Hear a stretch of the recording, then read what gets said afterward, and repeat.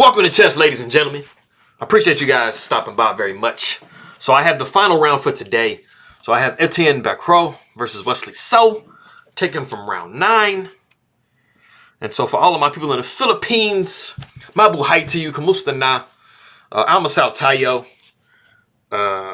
Masaya kong Makita King Muli. Appreciate you guys very much for stopping back by. For anybody who is coming from France, I will say bonjour to you. Merci beaucoup for stopping by and taking a look at my stuff. Ça me fait plaisir de te voir, mes amis. Appreciate everybody very much. So if you guys are ready to go, let's go ahead and take a look, see what we have for the game. All right, let me let my volume up again because I forgot. Bam, we good to go. All right, E5. Knight comes to F3. Knight to C6. Bishop to B5. Knight comes to F6. So we do see the Berlin defense. It's a wall, man. It's tough to crack down. We see castles by white. Knight takes E4. Rook to E1. Knight to D6. Knight takes E5. And then we do see bishop to E7. Now, of course, I haven't mentioned it before I realized, but you do not want to go grabbing pieces because, yes, it looks really nice. You're like, man, hey, I just grabbed a piece, man. Like, I'm good. But after knight to C6, knight takes C6 with check, this is not where you want to be because unfortunately this queen is lost. Because even if you block with the queen, I mean, it's just going to be this. And it's just not where you want to be, man. Like, just don't go there. Just go bishop E7 and be nice. So we got bishop back down to F1 because then the capture is actually live. We got knight takes E5, rook takes E5. We see castles by black. Knight comes to C3. We see knight to E8. And then we see knight to D5. So, you know, already white is like, hey, man, I like your bishop. It looks tasty. Like, let me get it. So, you know, black is saying, nah, we're not doing that. So we got a counterattack on the rook on E5. So we back it up to E1. We got C6 backing that knight up. So we got knight to E3. It's an interesting move. You know, you don't usually see knight coming back to E3. We got bishop back to E7. Knight comes to F5. So, like, we're literally doing it again. White is like, hey, man, like, just don't like the bishop. Like, give me the bishop. Like, get away from it. So the bishop comes to G5. We see D4. We got bishop takes C1, rook takes C1. Then we see D5. And so we got knight up to E7 with check. King goes to H8, only move. Knight takes C8, rook takes C8. So we're starting to get things simplified now. We do see C3. This is kind of instructive because, you know, white does have a light square bishop. So what you do want to do is put your pawns on the opposite color square. You know, maybe like something like A3 could come. G3 could come. Because, you know, you don't want the pawns to be in the way of your bishop. You know, you don't want your bishop being bad. You know, for example, if black had a light square bishop, this pawn structure wouldn't be so favorable for them. So just things to think about. So we do see knight come into D6. And then we get into the novelty of the game, which is bishop to D3. Last year, we have seen queen come into E2. So that is a game that has been seen before. And so we got bishop to D3. What was also possible in the position is actually just straight up queen to H5. And then the king would probably sidestep to G8. We got bishop to D3 and then G6 comes. Queen comes down to G4. Rook comes to C7. Just, you know, kind of just trying to make sure that we defend everything.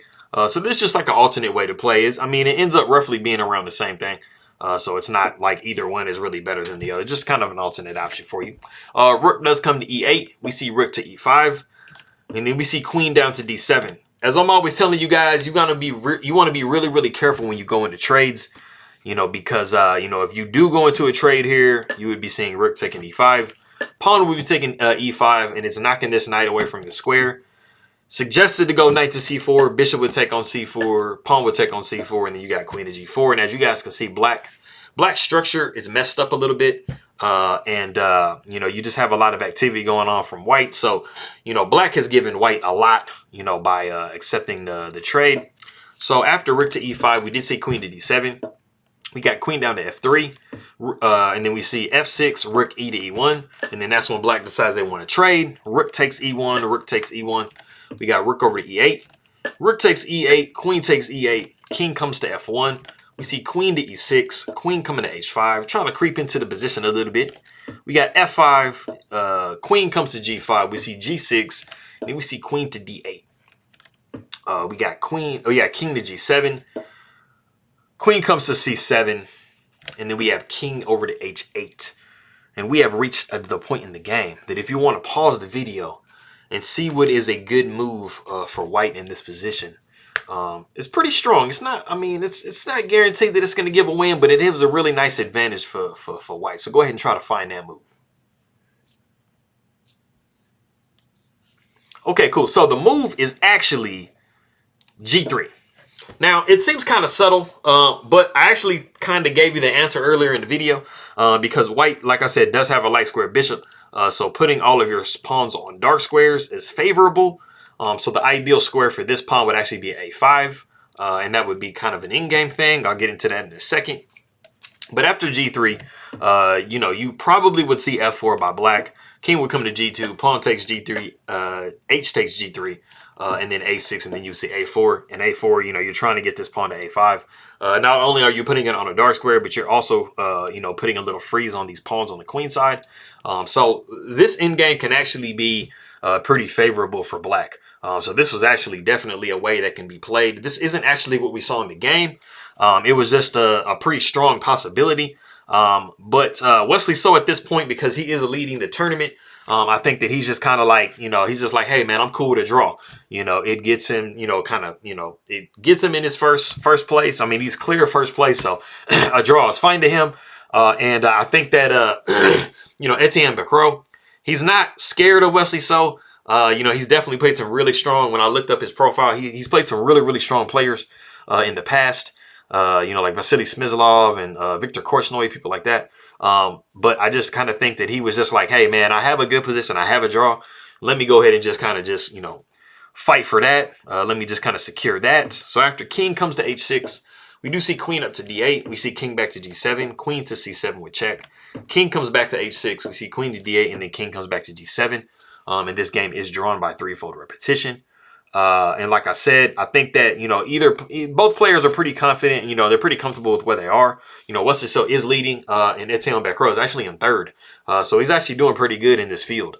So, you know, I think that they just said, hey, let's go ahead and just get this draw. So it was definitely a fighting game. It wasn't like, you know, they just both said, hey, man, let me just go for a draw immediately. But that's kind of how, you know, it is when you play the Berlin. You just really want to play the Berlin so that you remain solid and not so much, you know, for you to try to draw. You're just, you know, basically trying to make sure that you don't lose. And that's kind of what the Berlin does for you. But anyway, getting to these languages, I think I just may have all of them. Let me see what I'm looking like. Okay, cool. So I got Maayong Buntag, Mayab na agahan, Nainbag na bigat, Masentos ar kabason, Morhen na aga, Buenos dias, Maayong aga, Mayab a abak, Mayab na aga. Yes.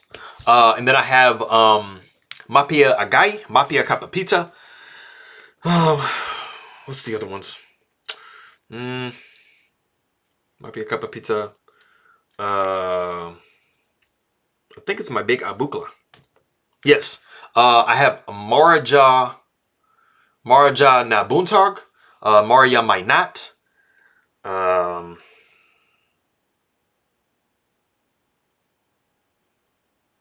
Spacing on this one. Man. Maupai Naaga? Yes. And then Kasanyangan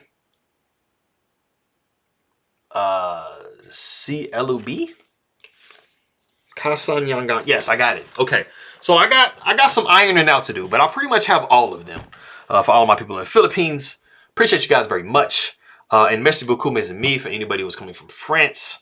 And I'll see y'all next time.